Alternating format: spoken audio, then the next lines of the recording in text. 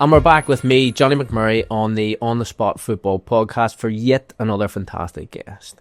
We spoke about this guest before. He actually did my referee course whenever I was 16. He's been around the world, he's been at World Cups, and he also has a magical moustache, just like me. It's my pleasure to introduce Mr. Alan Snoddy. Alan, how are you, sir? Thanks very much, Johnny. I don't remember taking your beginner's course, obviously. You don't? You obviously made the mistake by not taking refereeing up. Yeah. Where was the course, actually? It was actually in the Dub. We actually done it as part of the BTEC at the Belfast Met. We were the very first year to do that, and you came in. That's right. I think it was part of like an addition to the course. And we done our level 1 in there. It was kind of out looking on the sort of Queen's pitches is what it would be with the wee dugout. Yeah.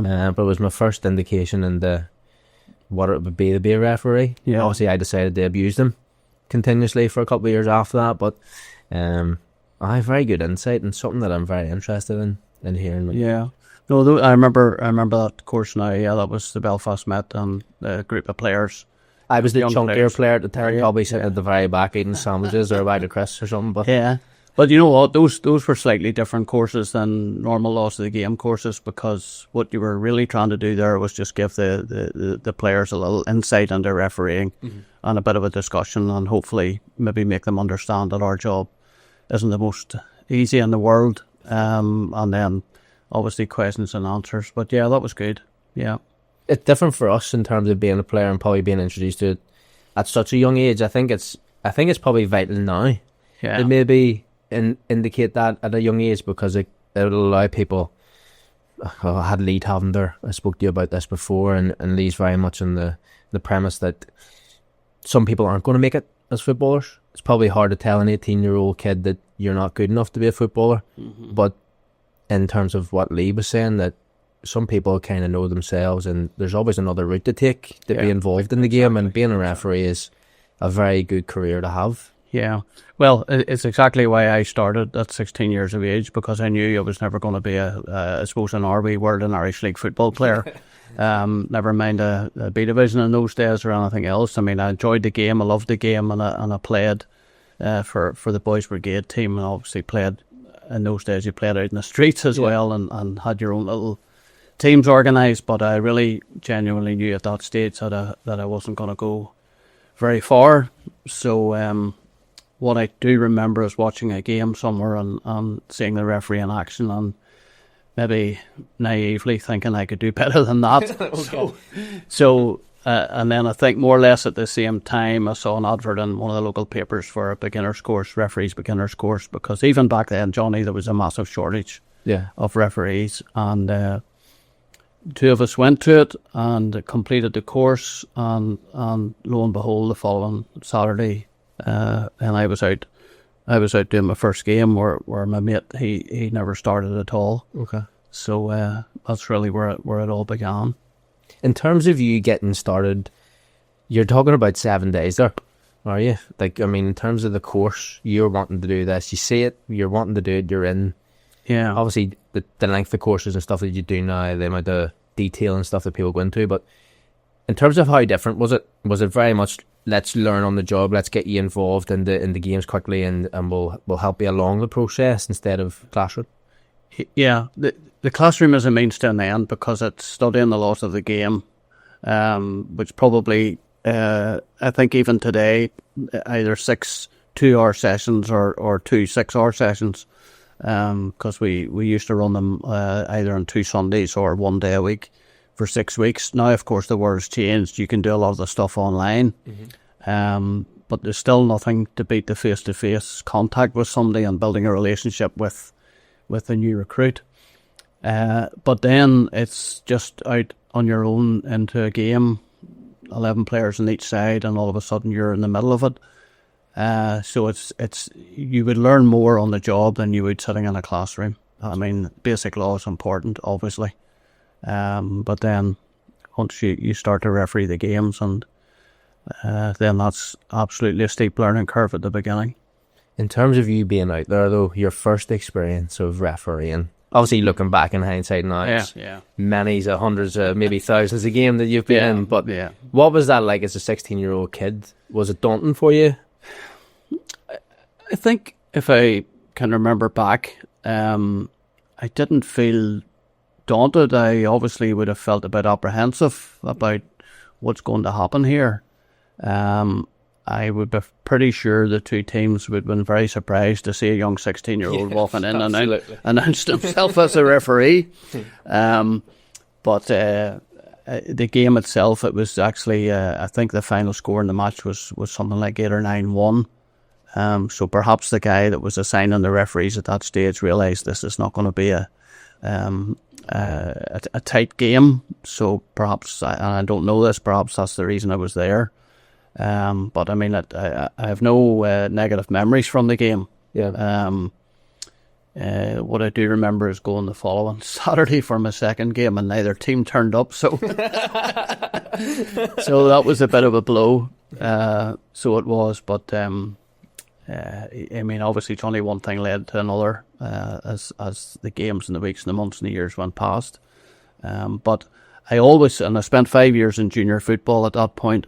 But I always would say to people that was a really good apprenticeship, really good foundation to be refereeing in junior football for that length of time. And you know, it wasn't the easiest of times in Northern Ireland either at that stage, so you sort of filter that in as well. But football kept going, and teams from across the divide kept playing each other, and obviously they were competitive, so that all added to the learning. In terms of you being in a situation where it may not have been as amicable, where players would have got along back then, as a 16-year-old, trying to stamp your authority on the pitch at that stage, how difficult would that have been? Because I'm going to be honest here, there's probably not many 16-year-olds who's ever going to be put in that position anymore, probably at the level that you put and in the scenarios that you would have been put in. Yeah. Actually, now there are more 16, 17, 18-year-olds refereeing games. You see, I think in hindsight this was an advantage. So one advantage I had back then was I was the 16, 17, 18-year-old, and I was the guy that stood out because of my age. Okay.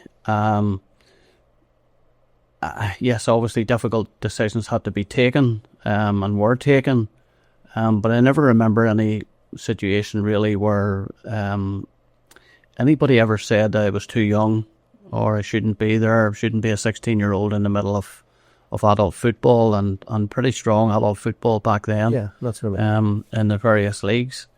So that was probably very helpful, and the people that were appointing the referees and never at any time did anybody say, I'm sorry, I can't send you here because you're too young or we don't want to take a risk.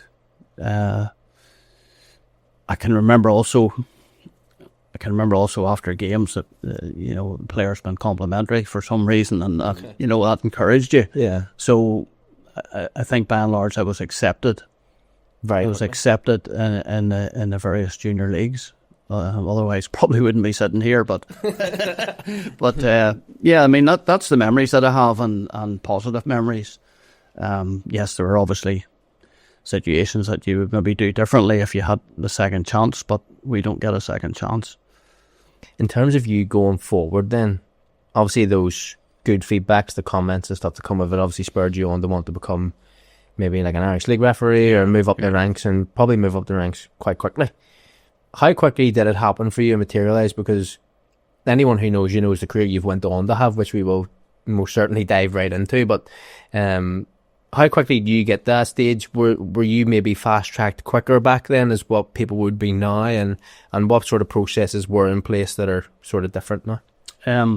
So what happened with me was, having spent the 5 years in junior football, I then got promoted to what was intermediate football, obviously then, and probably still is. So in and around 21 years of age. But then things started to happen very fast. And again, I think that's a result of the 5 years apprenticeship, as I call it. So I only spent, I think, 1.5 years in intermediate football. And then the next step was the Irish League, which came totally out of the blue, totally as a surprise. There were 4 of us promoted in January, which doesn't normally happen either. because somebody felt that the list of referees needed refreshed, needed boosted. So and that came as a total shock, because normally you would expect a promotion at the end of the season, or beginning of next season. And I think in that 4 months from January, I think I refereed 3 Irish League games or 4 Irish League games. And then obviously somebody was there to coach and help and advise. And then the next season, obviously, then straight in as a Premier League referee. So that bit happened very quickly. And then the FIFA list followed within 2 years as well. There's a minimum age of 25 for that, so I got on to it at 25 really as fast as possible. So, but that was really down to a couple of people who wanted to push me, and they obviously saw something in me then that saved a lot of time, and we got on the international list then at 25. What's that like though? Are you one of the youngest people to represent Northern Ireland as a 25-year-old? As a referee at FIFA, at UEFA and these things? And what sort of pressures does that sort of come with? Because 25 is a very young age to be able to go and do that. It is a young age, yes, but at the same time, you're starting off as any new international referee would be starting off. You would be refereeing under 17, under 19 national teams, the very early rounds of the European competitions. So it would obviously be the smaller clubs, the smaller countries at the beginning, under 21 games probably. That world has changed a little bit with the introduction of mini tournaments. So mini tournaments are normally the new international referee's first experience. So you're with a group of new colleagues from somewhere else in Europe, and two referee observers who are really there to coach and help and use those days as an introduction to international refereeing. So in my time, many tournaments didn't exist. So it was straight into the youth international sort of setup at the start.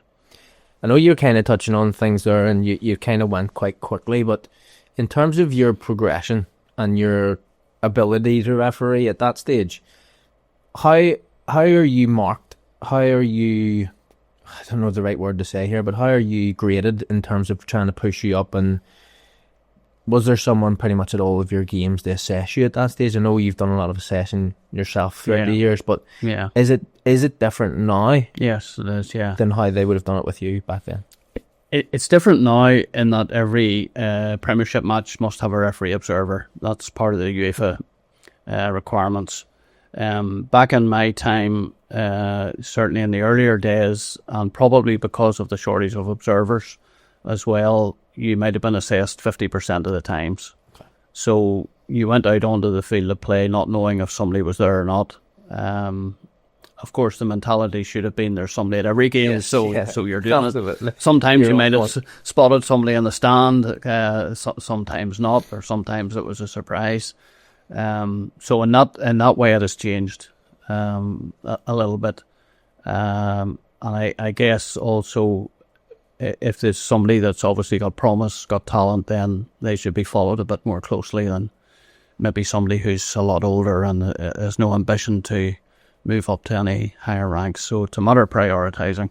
In terms of referees and the sheer amount of referees that we have at the minute, I think I spoke to Andrew Davey whenever we just began the podcast, because refereeing's quite a huge area in terms of everything that's in the media at the minute with it, and VAR, and the amount of people who actually want to become referees and trying to publicise it and get more in the door. But I think he just touched on there's over 1,000 referees, or maybe just below 1,000 referees, and they're to try and compete around all aspects of leagues, cups, everything that goes on in Northern Ireland.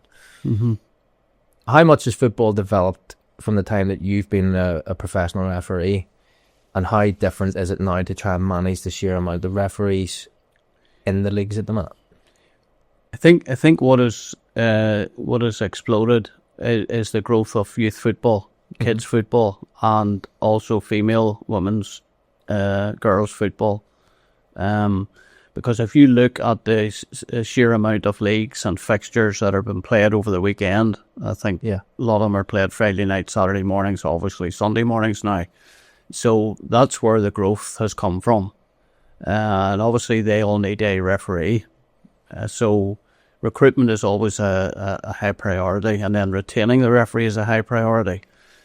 But unfortunately, as I understand it, what's happening a little bit too much is that the new referee is going into the youth leagues quite a lot, maybe able to referee over a weekend a handful of games, not receive the abuse or the criticism from a junior game from somebody on the touchline, and he's probably, to be honest, taking more money from his 5 youth league games than he would be from one junior game. So it's a little bit like a comfort zone. Yeah.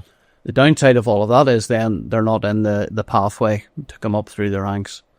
Having said that, the other positive part is they're getting games played. Yeah. So, and the kids can play football, and if that's what the individual wants to do, then that's obviously his choice or her choice.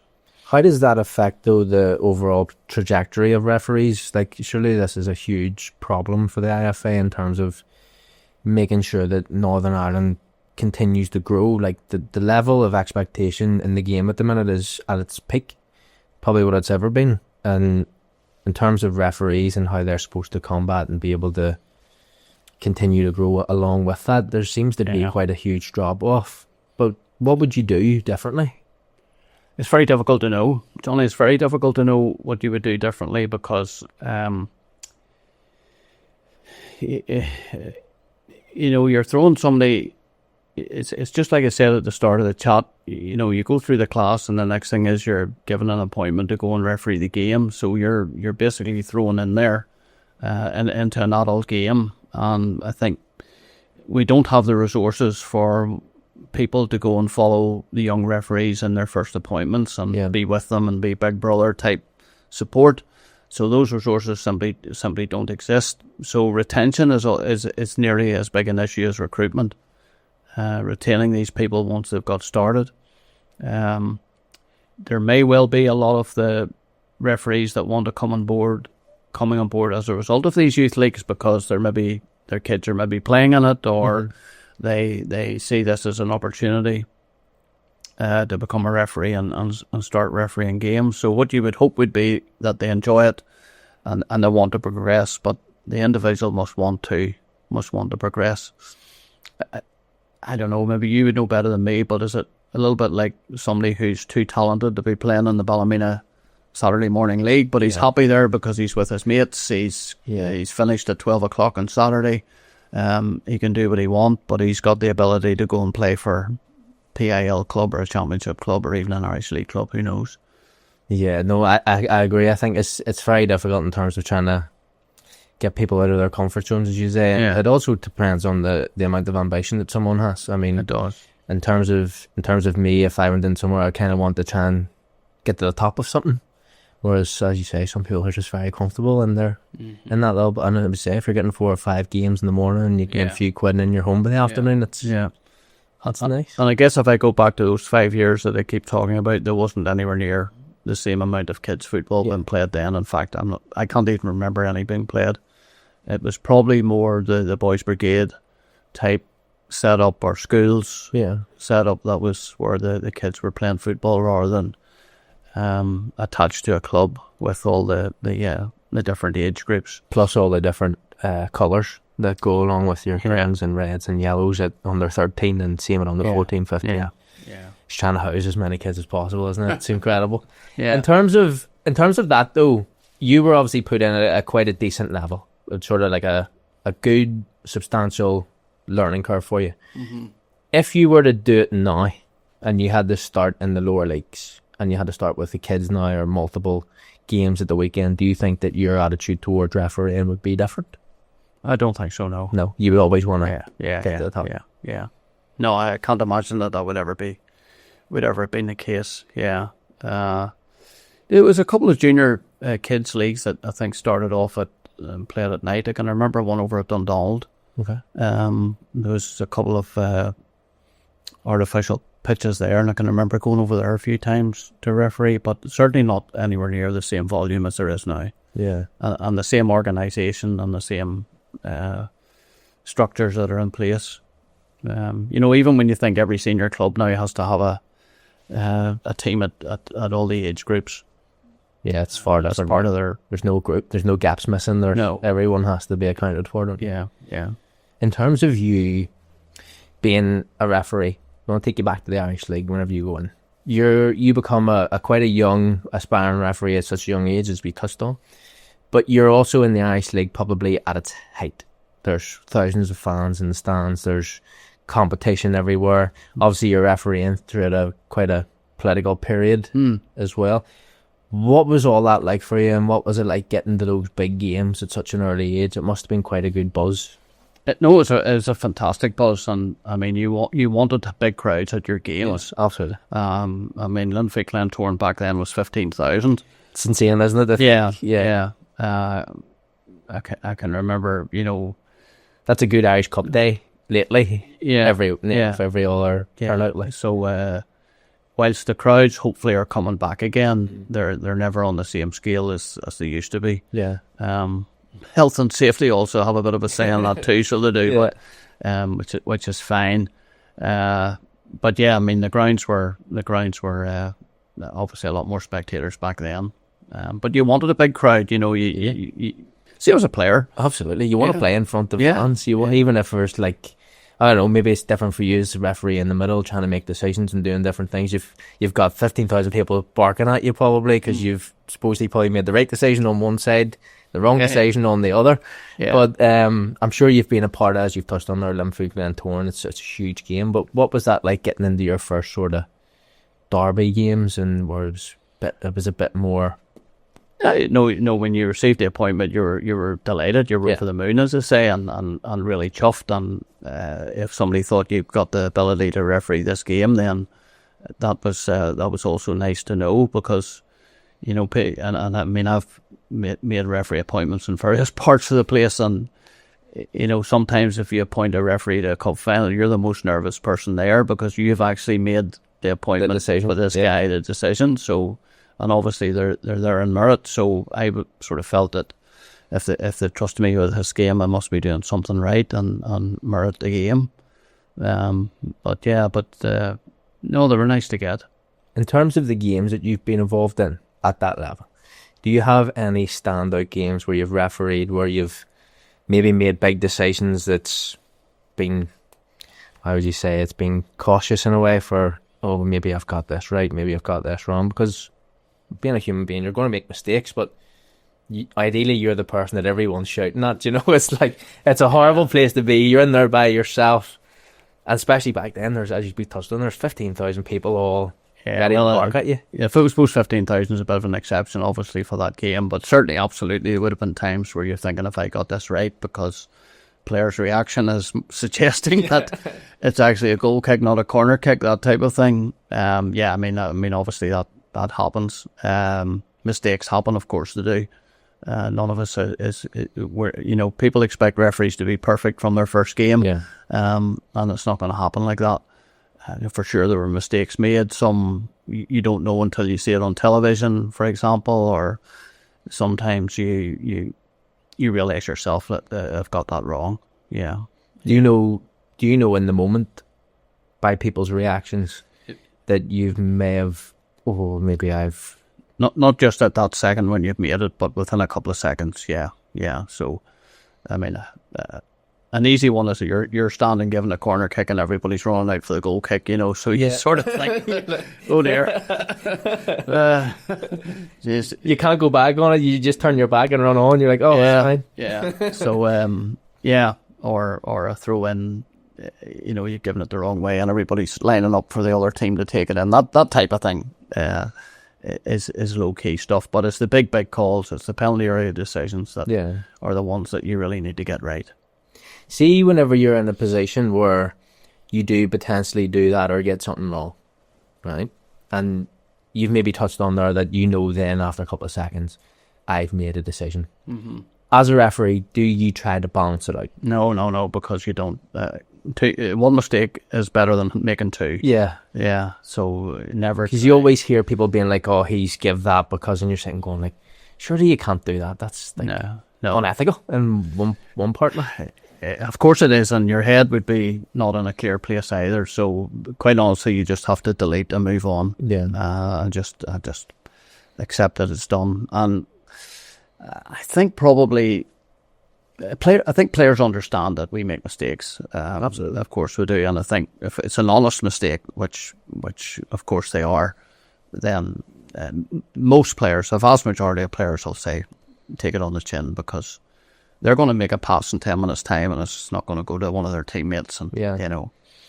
It happens. Everyone has a bad day, you know. Yeah. I've had many. Yeah. So I'm sure there's been a couple of times I've smiled at the player when the pass has gone astray and he smiled back. That's us even. That's us even. But yeah. There was big characters back in those days. There was. And you're talking the likes of your Kirk Hunters, all these sorts of people who, a lot of people have asked me to get on the podcast, and unfortunately I just haven't been able to tie them down yet. But they're the legends of the game. And you obviously came up at the same time as them. You obviously know what it's like to be involved in games with those people. They were men, they were physical. The game was more physical at that stage. How difficult was it to referee a game then compared to now? I think we talked there that you're seeing 5, 6, 7 yellow cards a game some stages, and like when you think about going in for tackles back then, or being physical, or just, I would say, men being men, but there's a big divide now compared to what it's like. It's not as physical as it used to be. That's clear, because coaching now has changed as well, and the style of football that's played in the Irish League has changed because it's less physical, as you say. So there were the big characters. There were challenges that were probably these days clear yellow cards, but in those days were accepted by the players. So the physicality of the game was at a much higher level, but accepted by everyone teams. So they gave as good as they got. So they did, especially some of the players that we had back then. But it was also honest. If it happened, you could see it happen. There was nothing done behind your back. Okay. So there was, very rarely, and it just happened in front of you. Would you have enjoyed that aspect of the game as well? If you're refereeing and you see a hard committed tackle, would you have been running around going, I like that, fair play? Probably, yes, probably. Do you miss seeing it in today's game? That's probably a good question. Probably not, to be honest. Okay. Because, you don't want to see anybody injured. You don't want to see anybody hurt. The game is faster today as well. And a really nasty challenge today is a nasty one. Yeah. Whereas probably back then, if there was a robust type of a challenge, it was probably made in a challenge for the ball between two players. But now sometimes you see challenges made that are dangerous. Studs on the back of the leg, studs on the Achilles, stamping on players' feet with a late challenge. I think something else that has crept into the game more in my time is the illegal use of arms. So players are using elbows, and jumping and swinging, jumping at the players' faces. I don't honestly remember that being really a big problem. But all that has replaced the physicality, because they're trying to win the ball in a different kind of way with the arms. It's not honest type thing. No, and it's dangerous too. Yeah. Yeah. When you look back at your career, you escalate quite quickly in one aspect, and you're one of the only referees that I know has probably made it to like national recognition, the World Cup sort of side of things, and been there and done it. And I know that it comes with obviously different levels of refereeing, obviously different qualifications, different grading, different things like that. But what process do you go through to potentially get yourself into that UEFA, FIFA standard that's different from the ordinary referee? Again, it's back to performance, and it's back to somebody watching you in the game, or a couple of observers watching you in subsequent games. So would they be from here, sorry? No, international, no. They'll be from another country. So I probably don't think this happened back in my time, but let's say today you had a young talented referee somewhere in Europe. UEFA would follow him in terms of his appointments and sending observers who they felt were the right observer for the right referee. and just to establish over a series of games if he was talented enough to keep moving on to the next step. But it's all down to performance. It's, you've got to get the performance right and get the marks that are what they expect. I know that from speaking to referees and different things like that there's different laws and regulations now in sport, and especially in terms of referees and how they go about approaching the game. And there's a different standard of Irish League refereeing compared to probably what you've been used to whenever we go into UEFA League, Champions League. Referees are a bit more stricter on certain things, and obviously we're probably not as physicality. We're probably not as physical as what it would be. He's laughing in there. As what it used to be, but we're still probably a bit more physical than what we would be in our counterparts in Europe. So in terms of being a referee, and if you're a promising referee from Northern Ireland and you're coming and being assessed by FIFA, how would that look? Because the league's different and they're scoring people probably on a European standard. Is that right? Or am I wrong with? Yes, there's a wee bit of that in it, Johnny, but the European observers would only observe you outside Northern Ireland. They wouldn't come in here. They don't come and watch. No, so it'd be the local guys. Unfortunately, there's a trend here of we have too many red cards in our European games. Yes, there is, and that's a big problem. So I think just looking at them, and I don't want to be critical of our players because the standards are obviously improving. Maybe we're just a wee bit behind on the fitness levels, and maybe the challengers are a fraction late because the opposing team are fitter, faster, quicker off the mark. I've certainly noticed a few challenges like that. So maybe that's something that they need to think about a little bit. I've tried to... so VAR, for example, at Larne, when Larne went into Europe, they'd never had VAR before. So I did a little session with them for an hour just on basic VAR things, and these would have been some of the messages that you were trying to get across. If it made 1% of a positive difference, that's great. And I think they actually benefited from a couple of VAR interventions in their games, but that's obviously not what I was talking about. So we just need to try and stay as close to the countries of similar sizes, let's say, and qualifying stages of European games to win these games. Yeah. But unfortunately, at the moment, we seem to be just not able to get over the line, with the exception, of course, of Larne. Do you think that there's a scope for more referees to be at that level? And why do we think that the IFA won't promote people? I know it's probably maybe cost effective. There's maybe money involved. There's maybe time and the standard of refereeing. I think there's only 4 or 5 UEFA standard referees. 4, yeah. Well, it's the size of the country. Is that the one? Yeah. So we would need to be retaining our 4 places rather than looking for a 5th. Okay. And not risk jumping down to 3. So each country has got a more or less a number of FIFA referees that they can appoint.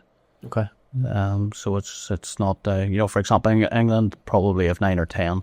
Spain. So there's not a huge difference in terms of numbers at that level. Because I thought the likes of England would have had. Oh no, 100. No, 9 or 10. 10 would be a maximum, I think, in any country. But you'd be looking at least Spain, England, Germany. Not sure just of the exact figures, and then at the other end of the scale, Gibraltar with 1, for example. So depending on the size. And you're able to assess throughout your career. You've probably, I know we're jumping probably further on ahead than what we should have, but you've assessed people at that standard multiple times across the board.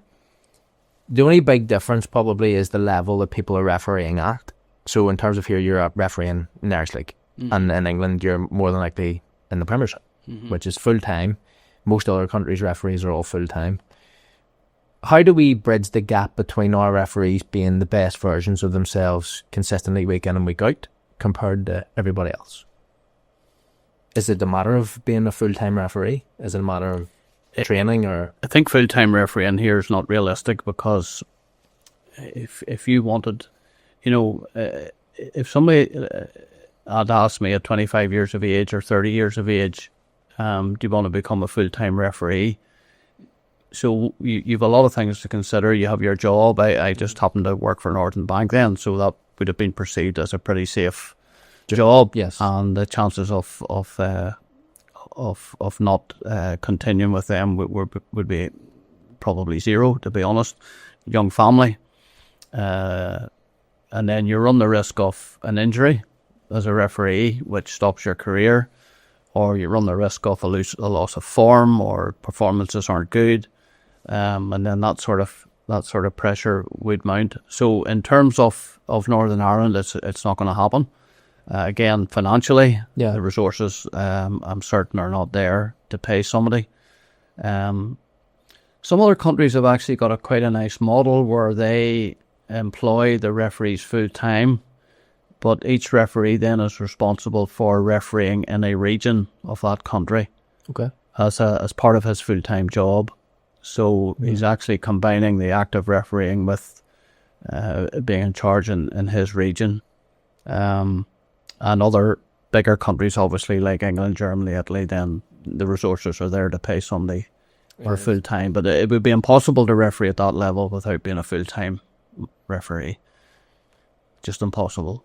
Do you think that there's a stage where we maybe don't go full time, but we change our elite referees to giving them more tools to be better? Because I think if we've spoke about this at the start, obviously the league is getting more advanced now. There's a lot more full time teams, and there's a lot more eyes on the league probably as such. And I think one of the big things, and it's probably quite critical, is referees are coming under quite a bit of scrutiny in all aspects of it, whether it's decision making, and it's been highly publicised that they've messed up. But as I say, players don't get the same scrutiny as what referees are getting. It's because they're in the middle. But I think that there's something needs to be done in terms of being able to help. Yes, exactly. No, the more help they get, the better. The more coaching they get, the more education that they get, the more support they get with just general things like diet, nutrition, psychology, all of these things, because probably the best way I could describe it to you would be back in my time, if we had a weekend seminar, for example, for the referees, you purely spoke about the laws of the game. Okay. And would have gone through those and maybe had a fitness check. But now at the top level, the number of guest speakers that come in to talk about all these specialist subjects outside of refereeing a football match, but help you as a referee, they're at all seminars now. Yeah. So you could, in my experience, recently a psychologist would be a good example. Difficulty there was you can't cover that in an hour. Yeah. But in terms of offering the referees that support, maybe from a professional level, that they can go and talk to them, because psychology now is so important. You spoke earlier about you made a mistake. What do you do next? So you've got to be able to blank that out or delete it. The thing is, some clubs have access to psychologists or sports psychologists. Yes, on a regular basis, especially with them going full time. There's probably somebody who maybe comes in part time, but it's there throughout the week, or there's somebody there, the resources, the text, their help out. It's just, and there's a lot of big decisions at the minute in terms of refereeing, and you feel like they're just stranded on an island. It's happening. It's probably is the case. That's reality. Fitness.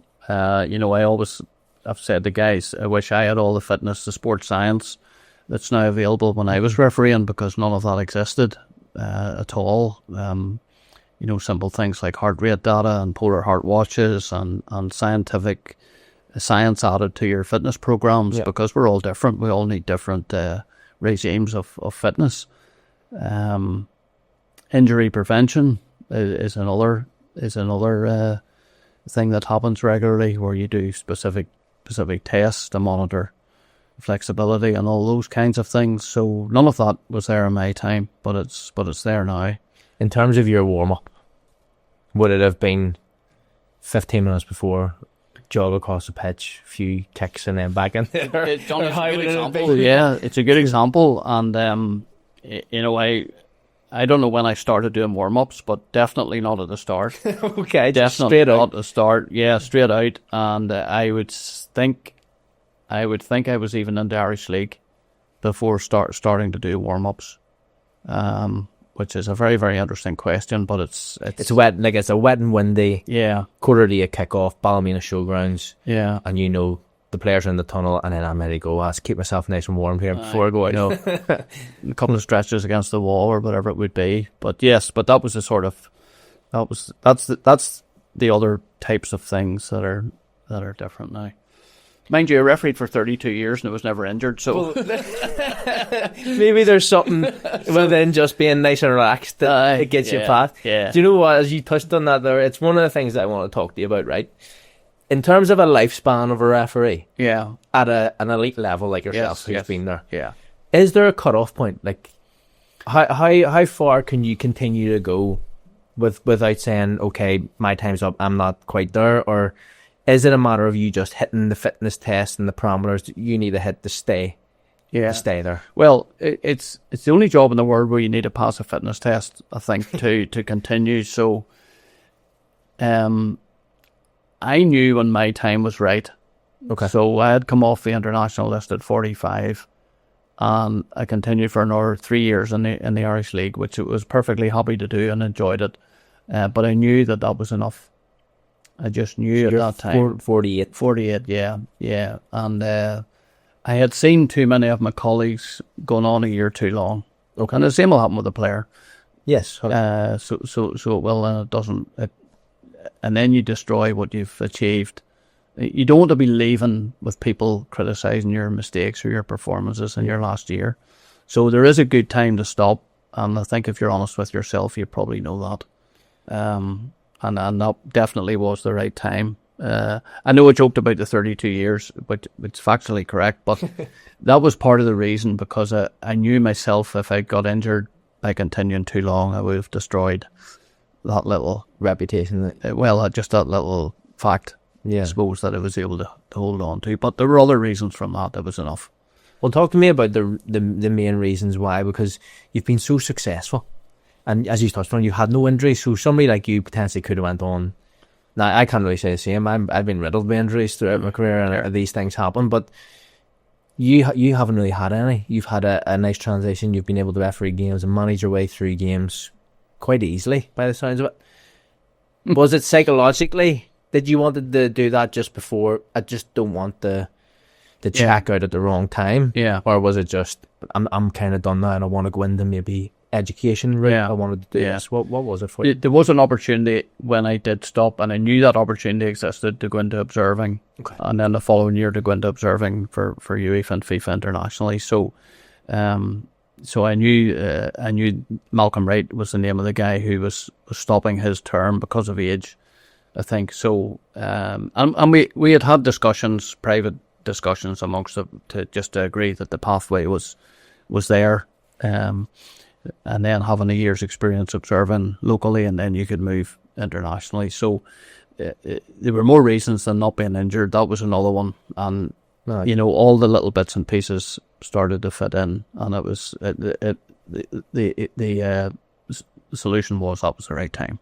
Before we dive into that sort of aspect of you becoming an international observer, Yeah. I want to talk to you about probably one of the highlights of your career, which is obviously refereeing at a World Cup. Not many people ever get the opportunity to do it, No. especially from a little country like we Northern Ireland, as you've kind of highlighted that. But what's that like? How does that come around for you? I know you've probably been assessed and you've probably been scored multiple times to keep you at that level, but how do you feel whenever it's like, right, Alan, you're small town man, Northern Ireland, small country, but you're going to go to a World Cup? Yeah. And talk to me about some of the games. Still feels like a dream. Yeah. At times. I mean, I was sitting in the bank and work, and the phone rang, and it was David Bowen, who was the secretary then, IFA. He came on with a couple of sort of small talky type things, and then he said, and by the way, you're going to the World Cup. So, again, unexpected, totally unexpected. I don't even think I knew they were meeting to decide who was going on that particular day or the day before. So totally out of the blue. And then your the preparation then starts, but it wasn't really much different. I wasn't training any harder because I was always lucky to be pretty fit. Okay. And then as I say, back then there were no training programs. There was no science behind it. Everybody just did their own thing. So then obviously the tournament turned up. Before we get to the tournament, Did you have to use annual leave? Yeah. Did they get did they just Northern Bank were fantastic for me. Okay. I cannot say anything else than that, because obviously you need a lot of time off, and without that support, and of course support of your wife and family and stuff like that, the whole thing would be impossible. So that was I think on the other side of that, then I would have been very happy to do the extra mile for them, because it was a bit of a man management. Thank you and stuff like that. And bearing in mind also you were heading off for 3 days quite regularly for European games, so it wasn't just one World Cup tournament, which was 6 weeks in Mexico. We were away from home for 6 weeks, so that support was invaluable. So it was. And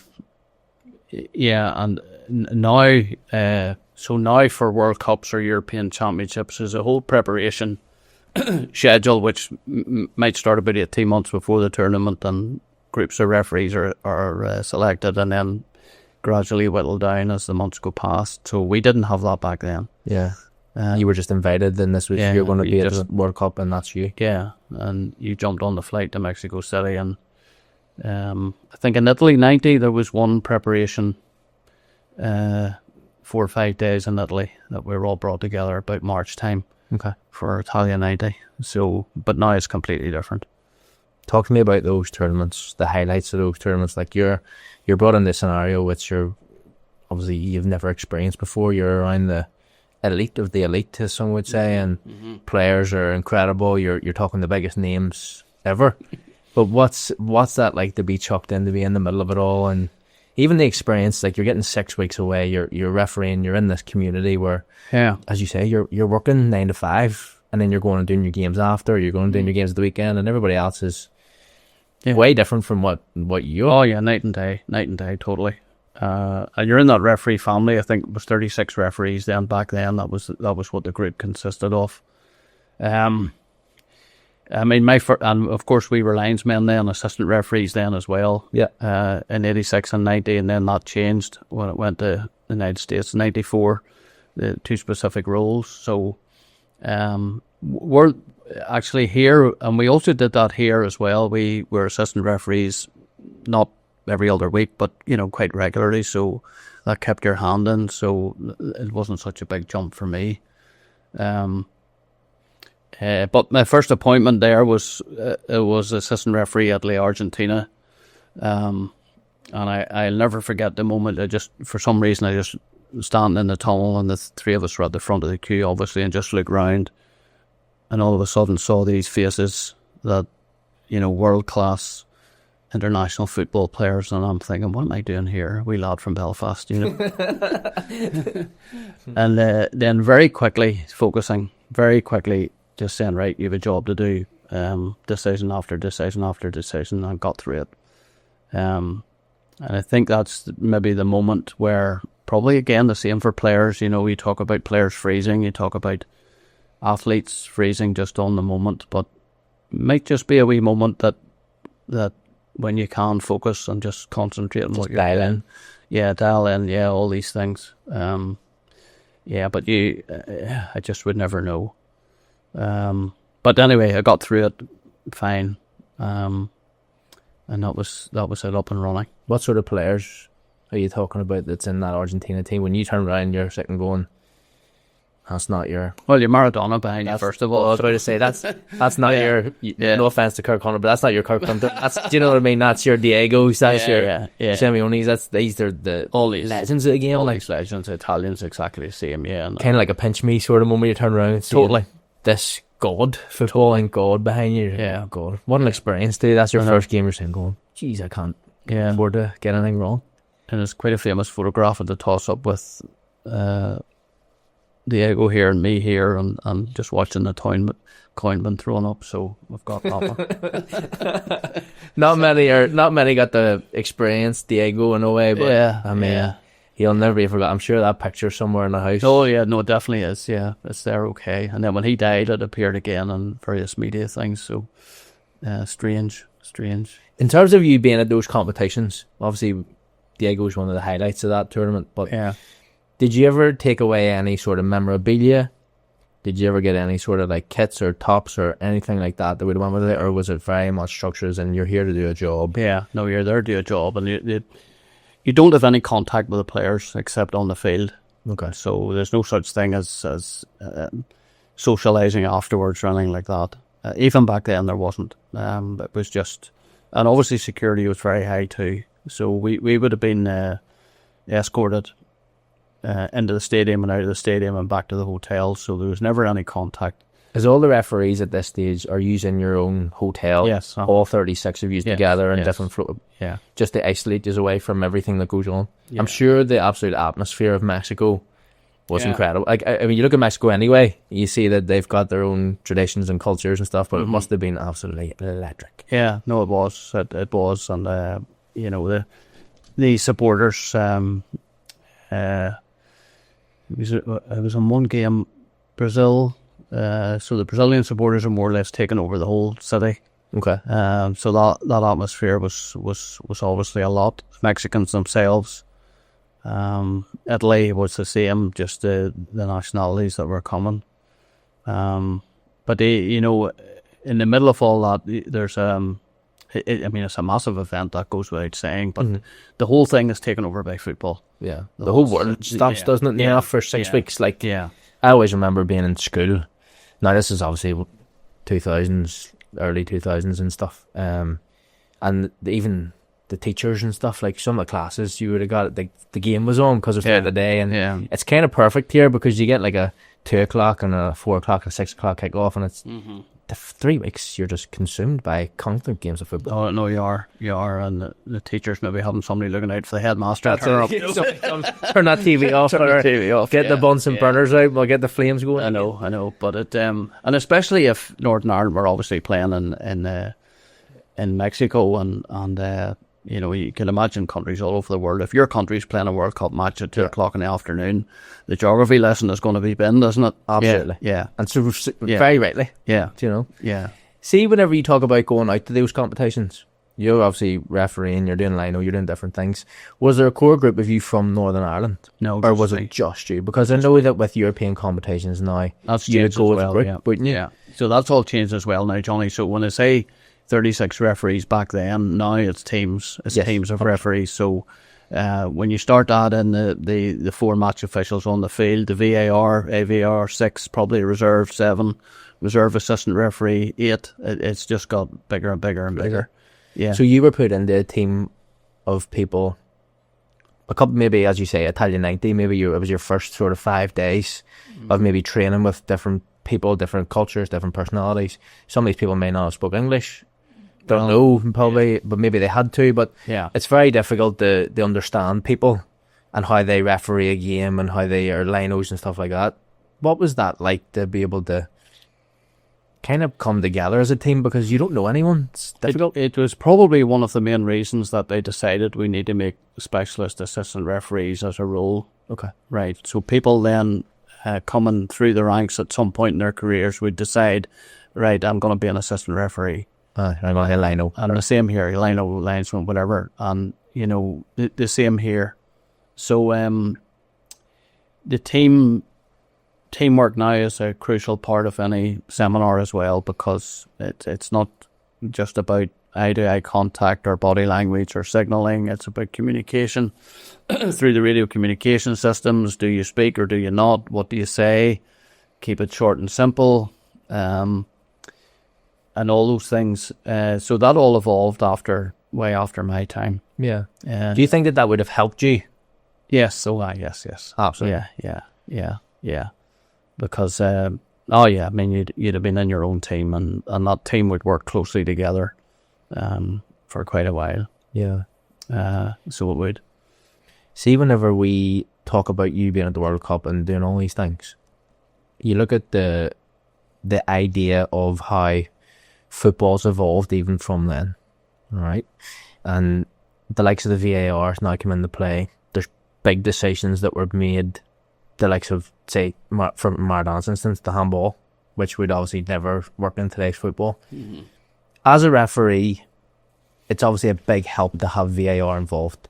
Do you think, though, that it's taken a bit of character away from the game? Look, it has, yes. I mean, that's accepted. So, if I drill down into VAR when it first started, you know, there were a couple of philosophies or aims then. Has to be a clear and obvious mistake that you can see from the moon, that it's black and white, that you go to the screen and you one look at it and you say, from a different television angle, and say, okay, right, that's wrong. Show me that again, just to check it. Right, wrong. So when you see somebody standing at a screen for 2 minutes, 15, 20 replays, that's not clear and obvious. Yeah. And that's where VAR starts to irritate people. Or a foul has happened 15 seconds ago, 60 yards from the goals, but the referee has decided not to give. So it is. You know, spectators celebrate a goal, and then all of a sudden, I'm checking, and then the it's not the same. Yeah, it's not the same. It's here to stay.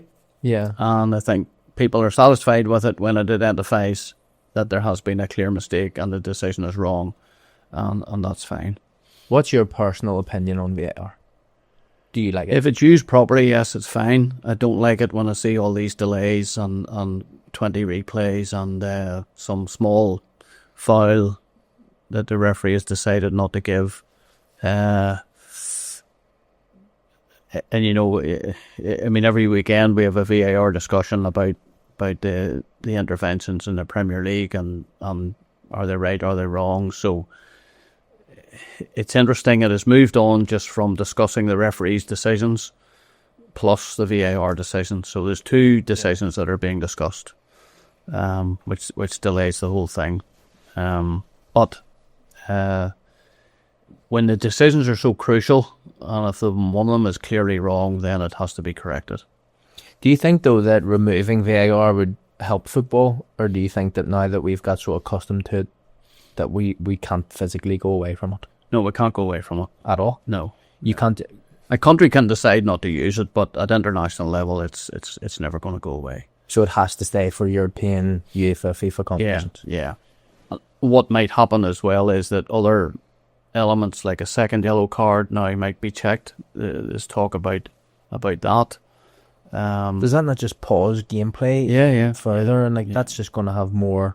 Because I think one of the biggest things lately was the last World Cup, the last Champions League games and stuff like that. Some of the games were running on to like 110, 112 minutes. And you're sitting going, like, this is great. And that's because throw-ins, like something similar to one, like, and you're sitting going, like, this is insane.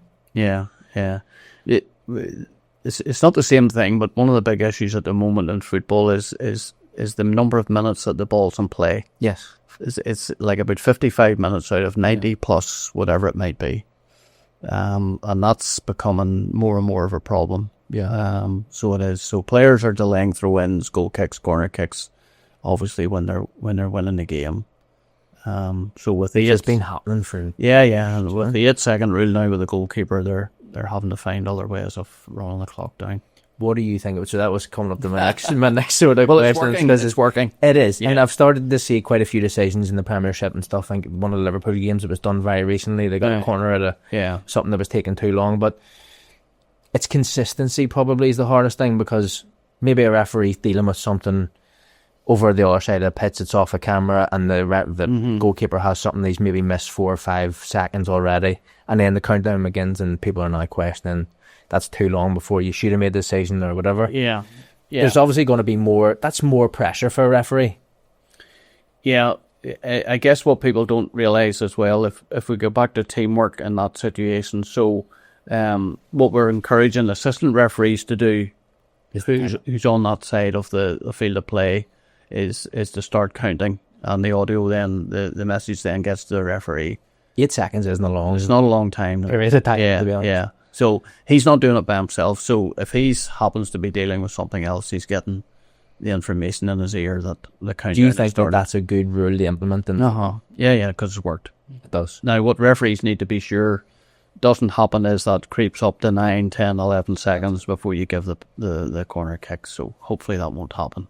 And you know, it's the context of the match, Johnny, is important. So somebody could be winning 5-0 and the goalkeeper who's losing 5-0, you don't really want to be given a corner kick against him because he is not deliberately delaying a restart. Unless He's probably trying to keep himself from further humiliation. concede the 6-1, unless it gets ridiculous. So there's context of the game's important. But how does that work then? Because that can work in a lot of different aspects of the game. Like you could say context in terms of somebody scoring a 90-minute winner or a 91st minute winner, and they take their top off on a second yellow. Mm-hmm. How do you then bridge that gap? Do you just have to be, this is the law in the book, there's your yellow, done, see you later, you're off? Yeah, well, you go, well... An example like that is a yellow card. You have no wriggle room because he's taking his shirt off, albeit the last thing you want to be doing is sending him off for a second yellow. No, exactly, a harsh one, but... Yeah, but players themselves... you know, we did an interesting presentation at the senior group 6 or 7 weeks ago on the first yellow card in the game and trying to set the bar at the right level, so not too low. Okay. Use a verbal warning if you need to, and then introduce the caution whenever the time is right to try and get the number of yellow cards down. Mm-hmm. Okay, but there's another side to all of that to get the number of yellow cards down, and that is players not getting yellow cards that can easily be avoided for some silly things. You mean as in the verbal abuse to a referee, or it could be dissent, could be time wasting, could be a pull of the shirt when he doesn't need to. 3 of his mates are ready to stop the attacker, he's pulled the shirt to stop the attack. All of these things, and that's another reason why the number of yellow cards have gone up. Yeah. So it is. So, but how do you as a referee then, teach someone that sometimes you can't just give the first yellow but we'll just let that one go. Yeah, and let it go, because then that sets the tone of the game for other people thinking that, and then instantly puts pressure on the referee to say, well, the next tackle was equally as bad, and I know yellow. Bars too. You don't want to set the bars too low. Such a difficult situation to put yourself in. Yeah, and sorry to jump in there, but the other aspect of it is then you start firing them out, thinking, I'll hit one early, try and set the tone of the game where he knows. It doesn't really seem to work. It's a balance, isn't it? Yeah. No, it is absolutely a balance, and I think what my main message was, don't forget you can use a verbal warning. You can say quietly to somebody, enough's enough, or you can make it face to face, public, so everybody knows that's his last chance. And I think that bit is gone. Yeah. But do you think that bit's gone because of the relationships that referees and players have? Because I know back in your day you probably were very, I wouldn't say you're very friendly with certain players, but you probably had a good rapport built up with certain people. You probably had a lot of respect from a lot of players because of how good you were in the game. And I feel like referees are, I wouldn't say they've been dug out, but they're very single. They're very separated from players and managers and teams. And especially now, it just feels like that they're sitting on their own. Yeah. So I feel like it would be quite hard for them to potentially do that. All the things you talked about, you can only have with experience and rapport with players and them respecting you and all these things that can't happen in your first game because nobody knows. So the younger guys will probably resort more to a card quicker than the more experienced guys. I would say all the experienced guys would be honest and say they can get away with things in the later years of their career than they could have in the start. But that's just the way it is. That's just reality. So you learn to manage, you learn to use your personality, your character, your verbal warnings as you get more experience moving up. I want to talk to you about the idea of players becoming referees. And there's quite a big talk about this at the minute on how I think players are potentially being fast-tracked into becoming referees. Now, I mean, when I say fast-tracked, they're still starting down the pyramid, but what's your opinion on ex-players potentially going in to referee the game. Absolutely. If they want to become referees, that's great, because they have a big advantage. They understand football first, and they've played the game, obviously, and they can understand the game. So the fast track option is probably one that could be used. What they would also need to understand is it's okay coming. If you're talking about Irish League players, for example, coming from the stadiums that we have and going into the local park to get experience, is a bit of a culture shock. Yeah. So, but that's unavoidable in the start. Yeah. You couldn't fast track somebody into football at a higher level to referee games without having. Again, I go back to my apprenticeship type story. See, the only thing that would hurt me is like I wouldn't want to go that low. I would feel like This is it. I would feel like I know the game. Yeah. Obviously, I have no idea about refereeing, and I've never been in a position to blow a whistle and tell somebody you've done this and that's a free kick. But at the same time, I'd be like, probably I wouldn't say as an ego thing, but I'd be like, I don't want to go that low. I'll start at a good level, and go in and try and do it, and then work my way up. So I'm sure there's a lot of people who would be in that position who probably would say that. But it's not really fair, is it? In a way, right. Because where do you start? Where do you start? And you would need 10, 15 games to understand whether this was your scene or not, I would think. Do you think it would be quite easy to figure out whether a player would become a good referee or not? Yeah. I think that you would notice within the first 2 or 3 games. Yes, yeah, definitely. Any referee you would notice within 2. If I went and watched the referee, I would know pretty early on in the game. Talk to me about that then. Talk to me about what it would be like for you to say that somebody might have a good career, and what it would take for them to impress you enough to think he could go the whole way in your first 2 or 3 scenarios. Yeah, well, I mean, when I was working in the Irish FA, I would always try and go and watch young referees, junior referees, and there would be several of them that when I watched them in the park or watched them in a junior game, that you definitely saw something. And I remember having this conversation with a scout who was watching players, and we were exactly on the same page. Yeah. So a scout going to watch a player would know within minutes, well, maybe not as short a time as that, but he would have a general feeling after watching him for one game that, yes, this guy's worth following up. And refereeing's no different. Yeah. So it's not. It's just different attributes that you're looking for. Yeah. What would those attributes be that would stand out to you the most, that would make a good... Well, somebody's got to be fit. Okay. Yeah, so if you see a guy moving on the field and getting into decent positions and being able to play, that's a big start. And then personality, as we've talked about earlier, if he's able to manage the players and use his character in that way, in a positive way. Yeah. And even little quiet words with players, you can see a reaction, and if he's getting a positive reaction out of them, then it's working.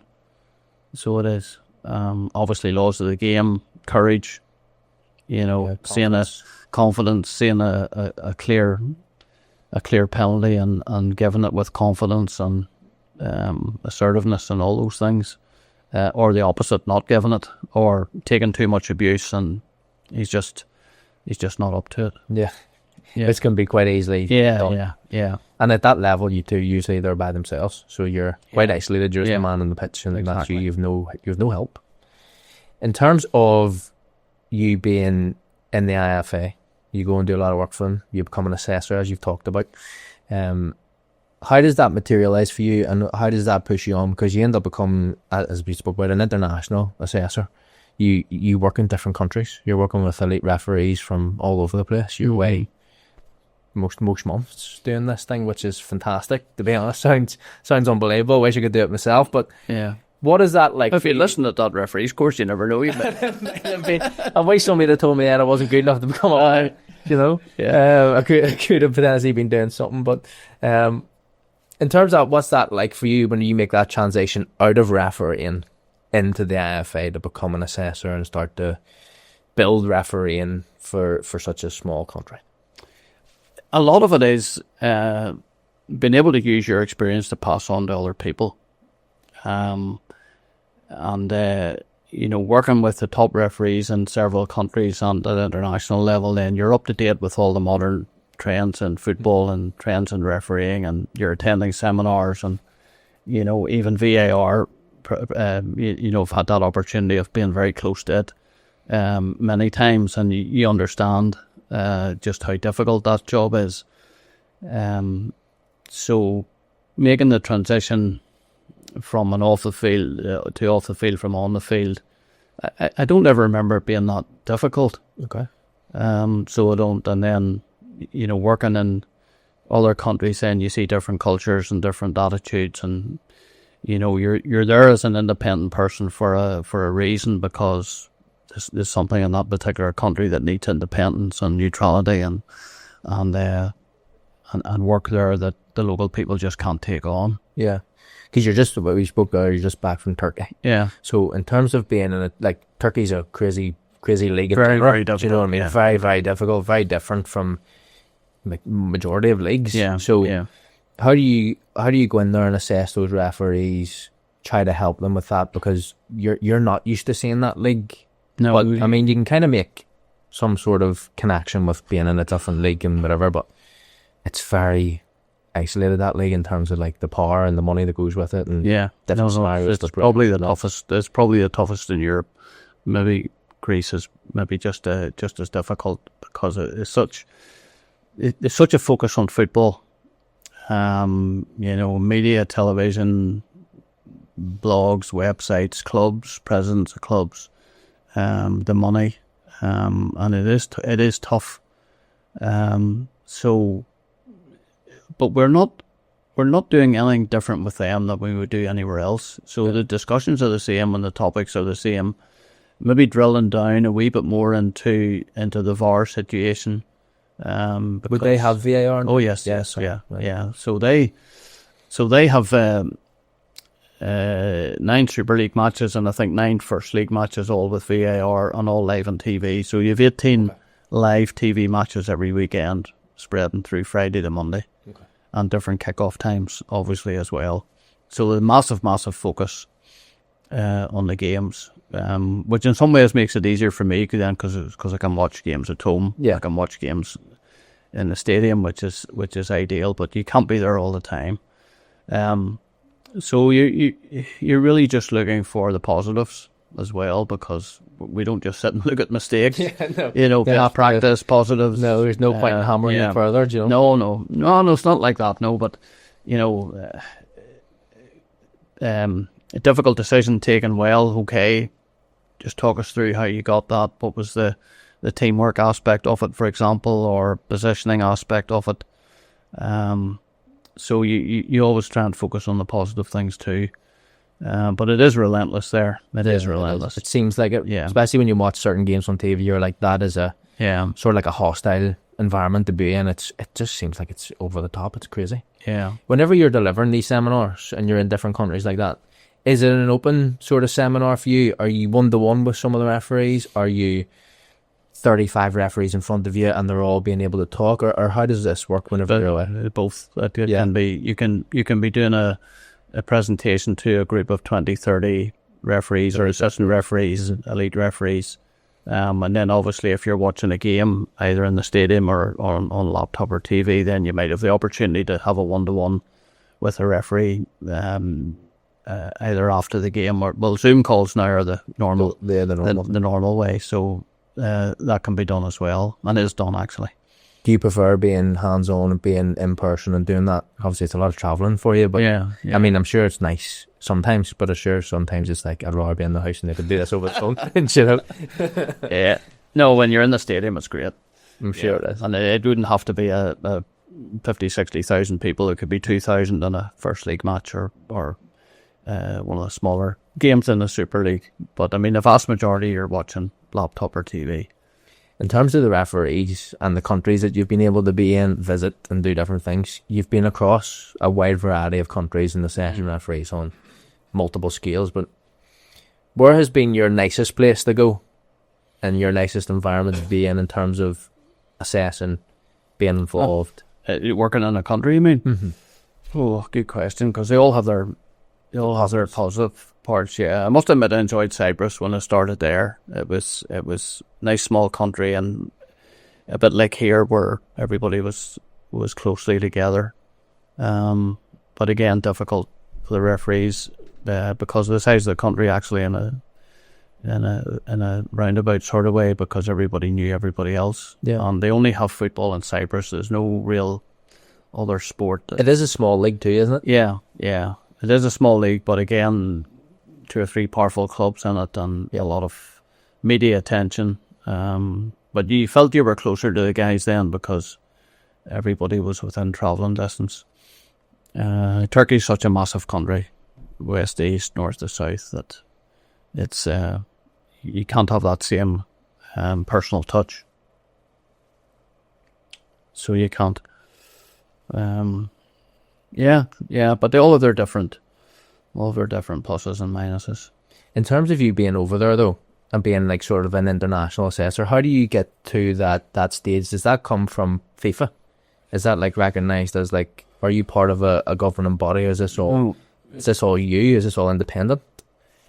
It's this probably isn't going to sound right, but I had 8 years with the Irish FA as the first ever full-time referee, development officer as it was called then. So, and I only found out this later on, but as a result of that, then people had noticed this or taken note of it. So, in all the countries that I've worked in, I have been asked, would I be interested?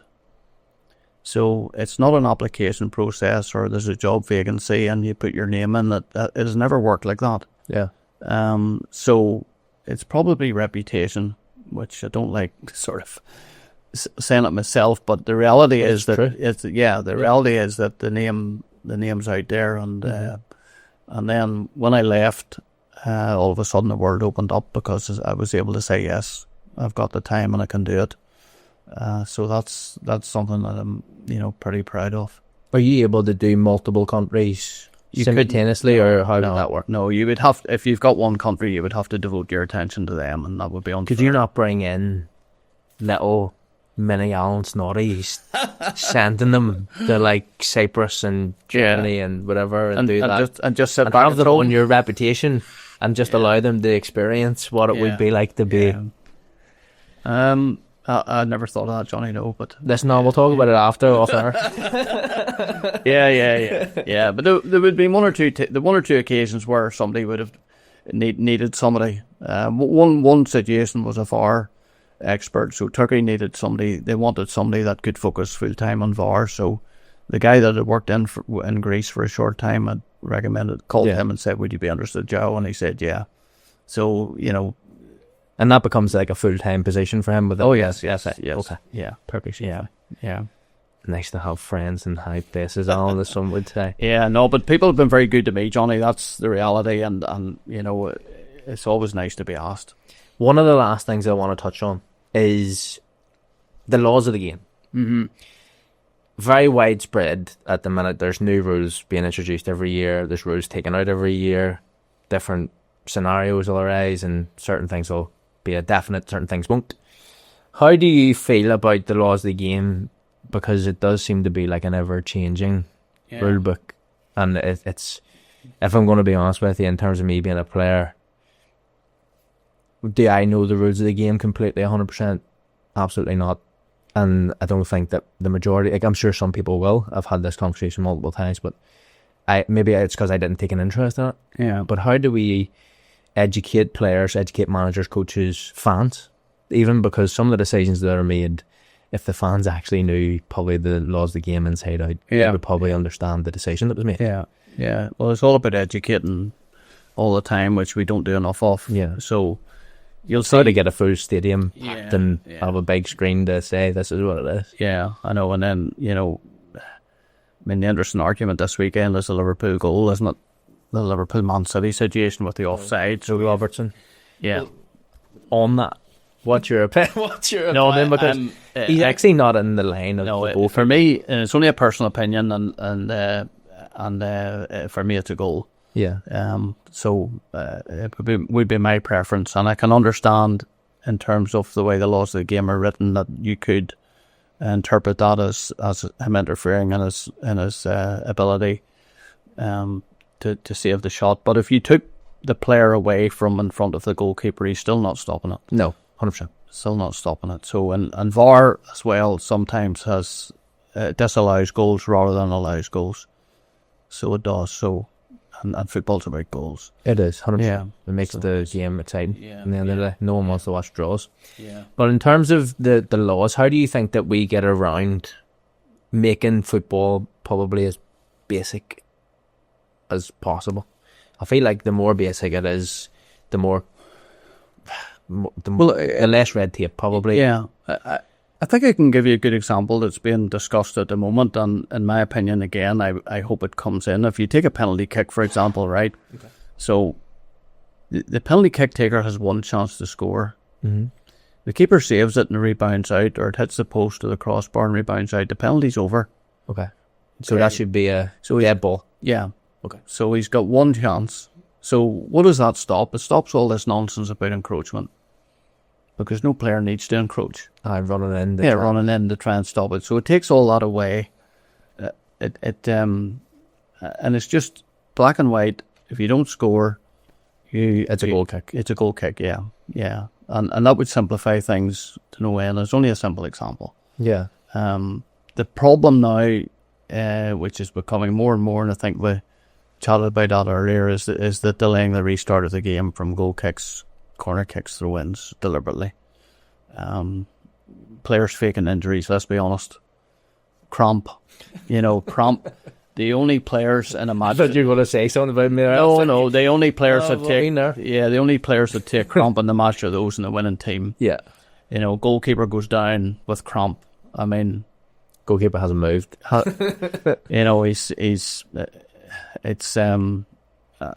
faking injury is a difficult one because, it's not easy for referees then as well. Yeah. Because you don't want to be the guy that thinks somebody's faking an injury, but he's actually had a serious situation, just collapsed possibly. Have you been in a scenario, just before we wrap up there, where you've had to potentially abandon a game due to medical reasons or due to something that happens maybe in a stand or a pitch accident or whatever? And what's that like, and how difficult is that to manage? I don't think actually when I refereed that I ever had that scenario. With weather, yes. Okay. But a player injured, no. But I did see, in fact, I was talking about this situation the other day to somebody, and it was when I was assessing a young referee down in a match in Whitehead, and a junior game, and unfortunately one of the players got a really horrible knee injury. I mean, the guy was in agony, and it took 35-40 minutes for the medical services to appear. Okay.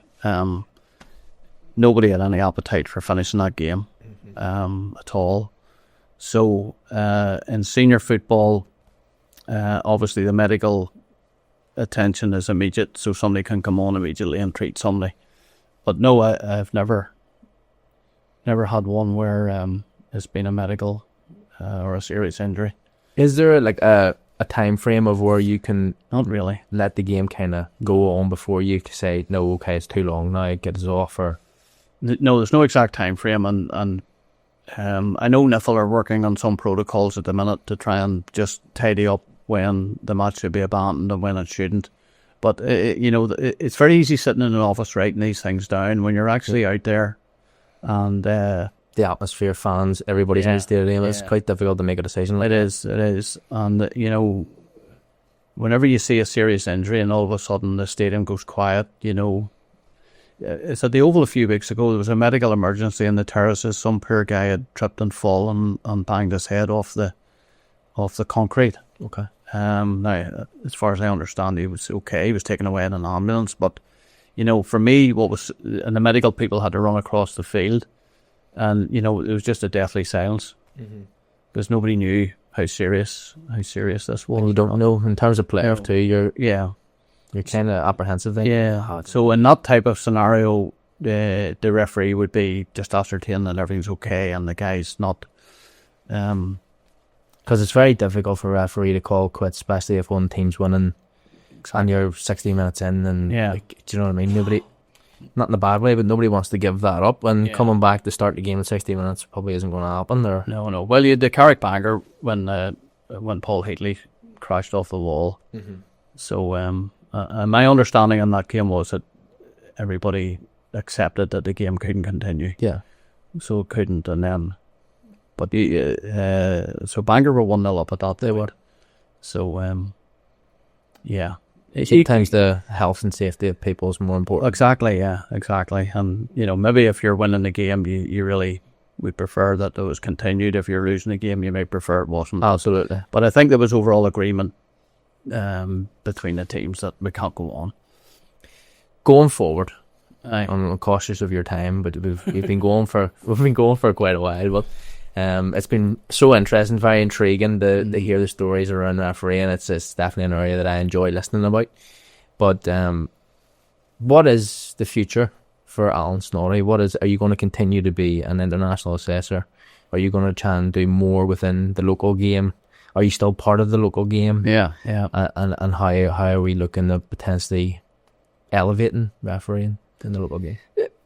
Sitting here, Johnny, tonight, the future is just continue what I'm doing. And I'm pretty sure that at some point I will say to myself, or there'll be a message somewhere, okay, maybe now's the time to start winding down a little bit, because I genuinely enjoy every moment of it.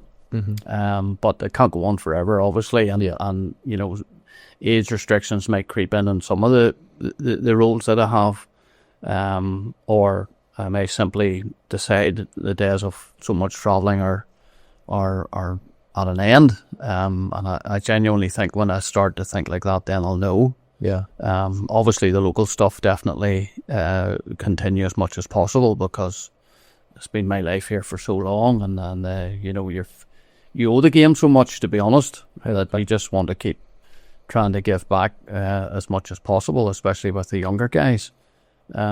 Who probably don't even have the first idea who I am. I doubt that. There's a picture of you somewhere in the FA with Maradona beside you.